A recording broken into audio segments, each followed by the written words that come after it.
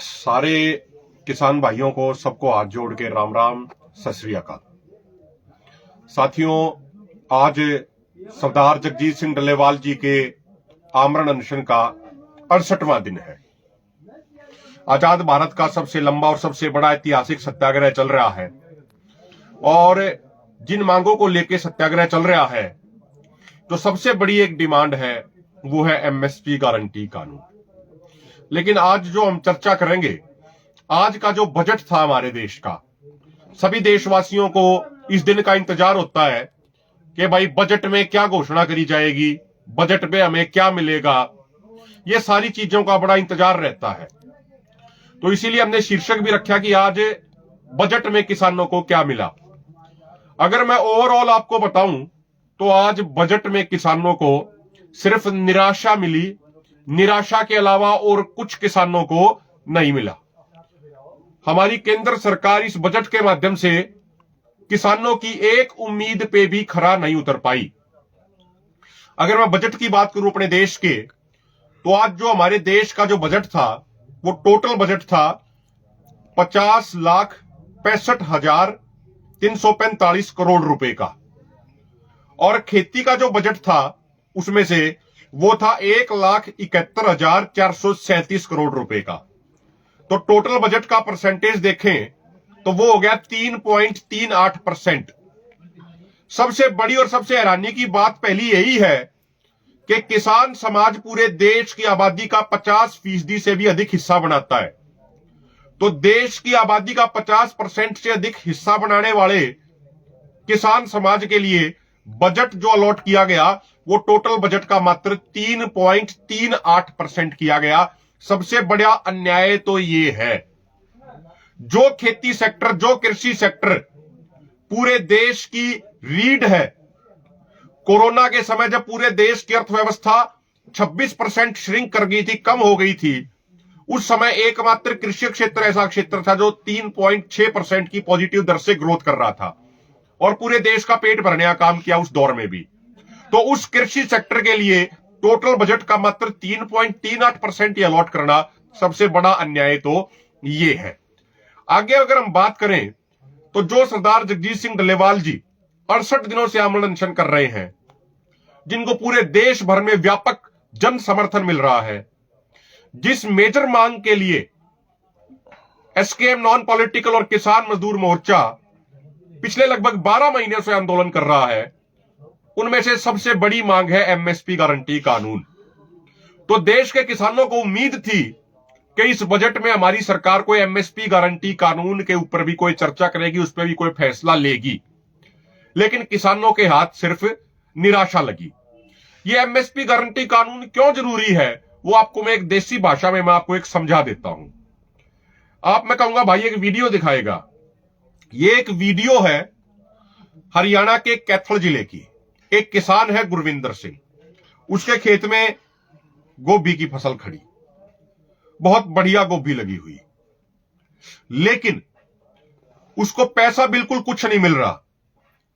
तो उसने मजबूरी में उसने देखा कि भाई जो मेरा मंडी तक लेके जाने का जो मेरा खर्चा है, जो लेबर का खर्चा है, वही पूरा नहीं हो पा रहा जो कीमत मिल रही है उसमें। तो उसकी जो अपनी लागत थी उसको तो हम छोड़ दें, वो लागत तो बाद में देखेंगे। जो उसको बचत की उम्मीद थी कि 2 पैसे उसको भी बचेंगे, उसको भी हम छोड़ दें 2 मिनट के लिए। जो गोभी को मंडी तक लेके जाने का जो खर्चा था, जो ट्रांसपोर्टेशन थी, जो लेबर थी, जो उसका 1 रुपया 1.5 रुपया जो उसको मंडी में मिल रहा था, उसमें उसकी लेबर और ट्रांसपोर्टेशन कॉस्ट भी पूरी नहीं हो रही थी। इसलिए उसने मजबूरी में अपनी खड़ी फसल को ही ट्रैक्टर से बहा दिया। वीडियो देख लो भाई, आज की वीडियो है। हरियाणा का जिला कैथल गांव है गुरविंदर सिंह। हर भाई को ये वीडियो, पूरे देशवासियों को देखनी चाहिए कि किस तरीके से किसान जो अपने परिवार की तरह जिस फसल को पालता है, उस खड़ी फसल को वो खुद के हाथों से ही बर्बाद करने पे मजबूर हो रहा है, क्योंकि उसको कुछ भी मिल नहीं रहा। इसलिए किसान कहता है कि एमएसपी की गारंटी होनी चाहिए।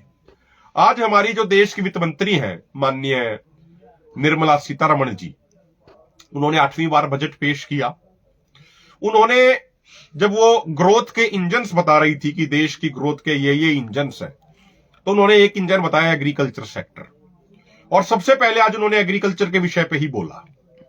तो जब वो सबसे पहले प्रायोरिटी पे रख के एग्रीकल्चर विषय के बारे में बोल रही थी, मैं उनका भाषण लाइव सुन रहा था, तो मुझे एक बार लगा कि भाई आज इतनी प्रायोरिटी दी जा रही है एग्रीकल्चर सेक्टर को, तो हो सकता है सरकार कोई एमएसपी गारंटी के विषय में कोई ऐलान करे या कोई बड़ा ऐलान करे। लेकिन मुझे भी वो पूरा जब सुनने के बाद निराशा हाथ लगी। माननीय निर्मला सीतारमण जी ने दो शब्द बार बार जिक्र किए। उन्होंने एक कहा कि हम एग्रीकल्चर सेक्टर के मामले में आत्मनिर्भर बनना चाह रहे हैं, हम सेल्फ डिपेंडेंट बनना चाह रहे हैं, और दूसरा उन्होंने जो जिक्र किया वो था डाइवर्सिफिकेशन का, फसलों के विविधीकरण का। तो उन्होंने कहा कि भाई पल्सेस यानी दालों के मामले में पिछले 10 साल से सरकार ने अभियान चलाया हुआ है देश को आत्मनिर्भर बनाने के लिए दालों के मामले में, और आगे भी वो 3 फसलों को, 3 दाल की फसलों को, उड़द, मसूर और तुअर, इन 3 फसलों को केंद्र सरकार नेफेड और एनसीसीएफ के माध्यम से अगले 4 साल तक एमएसपी पे खरीदेगी। लेकिन इसमें भी 2 बड़े महत्वपूर्ण मसले आ जाते हैं। पहली बात तो ये 4 साल का ही जिक्र क्यों किया जा रहा है? 4 साल तक ही क्यों खरीदेंगे? अगर वो सही मायने में आत्मनिर्भर बनाना चाहते हैं तो फिर आत्मनिर्भर तो परमानेंट होना चाहिए, या फिर 4 साल के लिए आत्मनिर्भर बनाना है? तो ये 4 साल की लिमिट, 4 साल की टर्म एंड कंडीशन हमें तो बिल्कुल समझ में नहीं आई।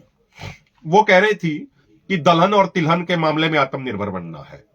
तो फिर अगर दलहन और तिलहन के मामले में आत्मनिर्भर बनना है, खाद्यान्न तेल के मामले में आत्मनिर्भर बनना है, तो फिर इसके तहत आने वाली सभी फसलों को आप एमएसपी की गारंटी के प्रीव्यू में, एमएसपी की गारंटी के उसमें शामिल करने के लिए विचार क्यों नहीं कर रहे? उसके लिए आप फैसला क्यों नहीं ले रहे? क्या सिर्फ 3 दाल की फसलों को लाने से ही हम आत्मनिर्भर बन जाएंगे? क्या मूंग की नहीं फसल बची अगर दाल की ही बात करें? क्या और फसल नहीं बची क्या? तो ये 3 ही फसलें क्यों, और वो भी 4 साल के लिए ही क्यों? और उसमें जो एक उन्होंने बात बोली कि एनसीसीएफ और नेफेड एग्रीमेंट करेंगे पहले रजिस्ट्रेशन होके, तो क्या वो एग्रीमेंट वो कॉन्ट्रैक्ट फार्मिंग वाली बात कर रही थी? वो भी उन्होंने क्लियर नहीं किया, वो भी स्पष्टीकरण उन्होंने नहीं दिया। या फिर वो और कुछ बात कह रही थी? वो एग्रीमेंट सेंटर के साथ होगा, स्टेट और सेंटर के बीच में होगा, या फिर एनसीसीएफ नेफेड वो किसानों से करेंगे? क्या होगा क्या नहीं होगा, कुछ भी पिक्चर क्लियर नहीं थी। तो उस पूरी बात से मुझे सुन के समझ के एक बात जो मुझे समझ में आई वो ये था कि सरकार ने कहा डाइवर्सिफिकेशन होनी चाहिए और आत्मनिर्भर हम बनाएंगे। तो अगर आप वैचारिक तौर पे बात करेंगे तो भाई आत्मनिर्भर भारत बने कृषि उत्पाद के मामले में हम बिल्कुल इसके पक्ष में हैं। विचार सही है, सोच सही है। क्रॉप डाइवर्सिफिकेशन हो, विचार सोच सही है, उसका स्वागत किया जाना चाहिए। लेकिन वो डाइवर्सिफिकेशन करने के लिए और आत्मनिर्भर बनाने के लिए जो एक एक्शन प्लान होना चाहिए, जो एक ठोस रणनीति, ठोस रूपरेखा होनी चाहिए, इस बजट में ना तो मुझे ठोस रणनीति दिखी, ना ही कोई एक्शन प्लान दिखा, ना ही मुझे कोई ठोस रूपरेखा दिखी। दूसरी जो चीज जरूरी है इसके लिए वो है बजटीय प्रावधान, पैसे का अलोकेशन बजट के अंदर। तो ना ही मुझे वो बजट का एलोकेशन दिखा इस बजट के अंदर कि भाई कैसे आत्मनिर्भर बनाओगे, उसके लिए क्या स्कीम शुरू होगी, कितना पैसा खर्च होगा, उसके लिए कोई पैसे की अलॉटमेंट नहीं करी गई, कोई पैसा अलोकेट नहीं किया गया। तो बिना ठोस रणनीति के और बिना बजट एलोकेशन के ये आत्मनिर्भर कैसे बन जाएंगे, डाइवर्सिफिकेशन कैसे हो जाएगी, ये बात मेरी तो कम से कम समझ से परे है। मुझे तो ये बात समझ में आई नहीं है। अगर किसी भाई को समझ में आई हो तो वो कमेंट करके जरूर इस बात को बताइएगा जरूर।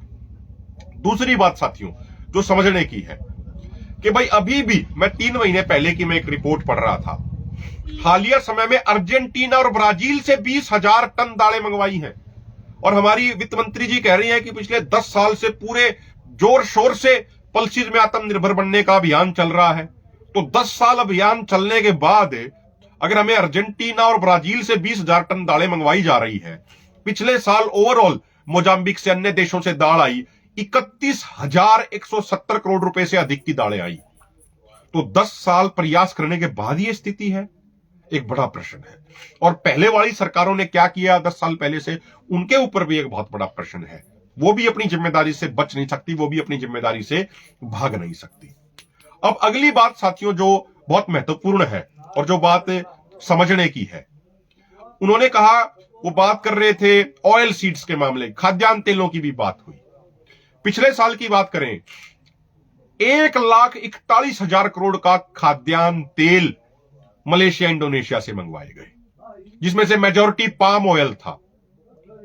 मुझे एक बात समझ में नहीं आती, आखिर हमारी सरकारों की क्या मजबूरी है कि इनको 1,41,000 करोड़ के खाद्यान्न तेल बाहर से मंगवाने पड़ रहे हैं, इनको 31,170 करोड़ की दालें बाहर से मंगवानी पड़ रही हैं। अरे भाई, किस देश की सरकार हो आप भारत की सरकार हो ना, तो आपकी जिम्मेदारी, आपकी कमिटमेंट, आप भारत की सरकार हो तो भारत के लोगों के प्रति आपकी कमिटमेंट बनती है, आपकी कमिटमेंट भारत के किसानों के प्रति बनती है। लेकिन आप मोजाम्बिक से मंगवा रहे हैं, आप ब्राजील से मंगवा रहे हैं, आप अर्जेंटीना से मंगवा रहे हैं, तो आप इंडोनेशिया से मंगवा रहे हैं, आप मलेशिया से मंगवा रहे हैं। क्या वहां के लोगों ने आपको सरकार में चुना है? तो जिम्मेदारी आपकी किसके प्रति बनती है? अपने लोगों के प्रति बनती है ना, सबसे पहली जिम्मेदारी तो आपकी। और दूसरी बात, एक समय था माननीय राजीव गांधी जी के समय, एक ऑयल सीड्स मिशन शुरू हुआ और उस समय यह तय किया गया कि भाई उस समय भी 15,000 करोड़ के खाद्यान्न तेल बाहर से मंगवाए जाते थे। तो उन्होंने मिशन शुरू किया, भाई ऑयल सीड्स मिशन शुरू किया कि हम इसमें आत्मनिर्भर बनेंगे। तो एक समय ऐसा आ गया जब येलो रिवॉल्यूशन जिसको बोला जाता है, जैसे एक हम ग्रीन रिवॉल्यूशन बोलते हैं, हमारे देश में हुआ खेती के मामले में, हरित क्रांति जिसको बोलते हैं, एक व्हाइट रिवॉल्यूशन हुआ दूध के मामले में हुआ, एक हुआ येलो रिवॉल्यूशन जो खाद्यान्न तेल के मामले में हुआ। तो उन्होंने सही अप्रोच लगाई, सही उसके लिए बजट एलोकेशन किया, तो 5-7 साल में ही खाद्यान्न तेल के मामले में हम 97.3% तक आत्मनिर्भर हो गए थे। जितने हमारे देश को खाद्यान्न तेल की जरूरत थी, 97.3% हम अपने देश में ही पैदावार करने लग गए थे। तो सरकार की ना तो कोई अप्रोच मुझे नजर आई कैसे आत्मनिर्भर बना देंगे, आज के इस बजट में मुझे तो कहीं पे आई नहीं। तो अगर सरकार सही मायने में डाइवर्सिफिकेशन चाहती है, तो अगर सरकार सही मायने में आत्मनिर्भर बनाना चाहती है, तो ज्यादा कुछ करने की जरूरत नहीं है। जो ये 1,41,000 करोड़ का एडिबल ऑयल इंपोर्ट करने में खर्च करे, 31,170 करोड़ दाल इंपोर्ट करने में खर्च किए, ये इंपोर्ट करना बंद कर दो और जो ये 1,72,170 करोड़ रुपया है, सिर्फ यही किसानों को आप दे दो। एमएसपी गारंटी कानून भी बन जाएगा, देश कृषि उत्पाद के मामले में आत्मनिर्भर भी हो जाएगा और फसलों की डाइवर्सिफिकेशन भी हो जाएगी। बिल्कुल साधारण देसी बात एक समझने की है, कोई भी व्यक्ति वो काम करता है जिसमें उसको कुछ प्रॉफिट हो, जिसमें उसको 2 पैसे बचे। तो आज किसान, खासकर पंजाब हरियाणा के किसानों की मजबूरी ये है, अभी रबी का सीजन चल रहा है, उसकी गेहूं बोने की मजबूरी ये है, उसको ये पता है भाई गेहूं की अगर खेती करूंगा तो गेहूं बिक जाएगा एमएसपी पे, 2 पैसे बचने का जुगाड़ हो जाएगा। अगर वो गेहूं की जगह सरसों कर ले तो सरसों का एमएसपी पिछली बार 5,450 रुपया क्विंटल था, सरसों बिकी 4,042 रुपया क्विंटल में। प्रति क्विंटल उसको 1,000 से 1,500 रुपए का नुकसान है, प्रति एकड़ उसको 10,000 से 12,000 का 14,000 तक का नुकसान उसको हुआ है।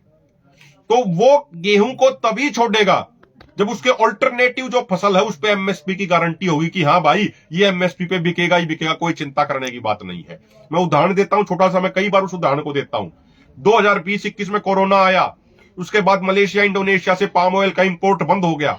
अगले 2 साल सरसों एमएसपी से भी ऊपर बिकी, तो 2 साल का रिजल्ट क्या रहा? हरियाणा में सरसों का रकबा, सरसों का एरिया ऑफ कल्टीवेशन 1,18,000 हेक्टेयर बढ़ गया, ये सरकारी डॉक्यूमेंट बता रहे हैं। पंजाब में सरसों का एरिया ऑफ कल्टीवेशन, उसका रकबा 50,000 हेक्टेयर बढ़ गया, ये सरकार के कागज बता रहे हैं। लेकिन फिर ये अचानक से मलेशिया इंडोनेशिया से फिर बहुत ज्यादा इंपोर्ट इन्होंने पाम ऑयल का कर लिया, वो सरसों फिर पिट गई। अब की बार सरसों का रकबा फिर कम हो गया, उसके दाम इतने गिर गए, उसके भाव इतने गिर गए। तो साथियों, समझने की जरूरत यह है कि भाई सरकार को एक पूरा एक्शन प्लान बनाना चाहिए, सभी फसलों पे एमएसपी की गारंटी मिले ये काम करना चाहिए और उसके लिए बजट की अलोकेशन होनी चाहिए। अंत में छोटी छोटी 2 बातें मैं कहूंगा। सरकार ने कहा कि भाई हम यूरिया के प्लांट लगा रहे हैं, यूरिया प्रोडक्शन के, जिसमें से एक असम में लगाया जाएगा। अच्छी बात है, यूरिया के मामले में हम आत्मनिर्भर बने, हमें इंपोर्ट पे ज्यादा डिपेंडेंट ना रहना पड़े, अच्छी बात है, वो स्वागत योग्य कदम है, वो प्लांट लगाए जाने चाहिए। आखिरी बात, सरकार कह रही है कि भाई हमने केसीसी की जो लिमिट है वो 3 लाख से बढ़ा के वो 5 लाख रुपए कर दी। हमारा ये मानना है जो खेती संकट है उसका समाधान किसानों को और अधिक कर्जदार बनाने से नहीं होगा, उसका समाधान स्वामीनाथन आयोग के C2 प्लस 50% फार्मूले के अनुसार फसलों की खरीद की MSP का गारंटी कानून बना के किसानों को आत्मनिर्भर बनाने से होगा। सरकार कह रही है भाई हम उनको और कर्जदार बनाएंगे। हम ये कह रहे हैं पहले इनको कर्ज मुक्त करो जो सरकारों की गलत नीतियों की वजह से हुआ, और फिर स्वामीनाथन आयोग की C2 प्लस 50% फार्मूला को लागू करके, जिसकी रिपोर्ट 2006 में आई थी, जिसे ना कांग्रेस ने लागू किया ना बीजेपी ने लागू किया, उस रिपोर्ट को लागू करके उसके अनुसार MSP निकाल के MSP पर खरीद की गारंटी का कानून बना दो, ताकि किसान को कर्जा लेने की जरूरत ही ना पड़े। ना उसको कोई 3 लाख की लिमिट की जरूरत पड़े, ना उसको 5 लाख की लिमिट की जरूरत पड़े, उसको आत्मनिर्भर बनाओ आप। प्रधानमंत्री जी बार बार कहते हैं मेक इन इंडिया, आत्मनिर्भर भारत, तो फिर आत्मनिर्भर किसान क्यों नहीं होना चाहिए? किसान भी तो आत्मनिर्भर होना चाहिए ना। इसलिए उसको कर्जदार बनाने की नीतियां मत लाओ, उसको कर्ज मुक्त और आत्मनिर्भर बनाने की नीतियां लाई जानी चाहिए। तो कुल मिला के मैं अंत में कहूंगा कि जो आज बजट था, मुझे तो बिल्कुल पूरी निराशा लगी इस बजट को पढ़ने के बाद, इस बजट को सुनने के बाद। मैंने लाइव सुना, किसी भी तरीके से किसानों की जो उम्मीदें थी उस पे से ये बजट खरा नहीं उतर पाया, और जो रियल जो समस्याएं थी उनको एड्रेस करने का प्रयास नहीं किया गया। अंत में ये जरूर कहूंगा, मान लो किसी भी व्यक्ति को ए नाम की बीमारी होगी, तो उस ए नाम की बीमारी का जब ट्रीटमेंट किया जाएगा तभी वो व्यक्ति स्वस्थ होगा, तभी वो व्यक्ति बचेगा। मान लो उसको बीमारी होगी ए नाम की, लेकिन उसको दवाई दी जा रही है बी नाम की बीमारी की, तो वो ए नाम की बीमारी कभी ठीक नहीं होगी। इसीलिए मेरा निवेदन है, किसानों की आत्महत्या को रोकने के लिए सबसे अधिक जरूरी है MSP गारंटी कानून।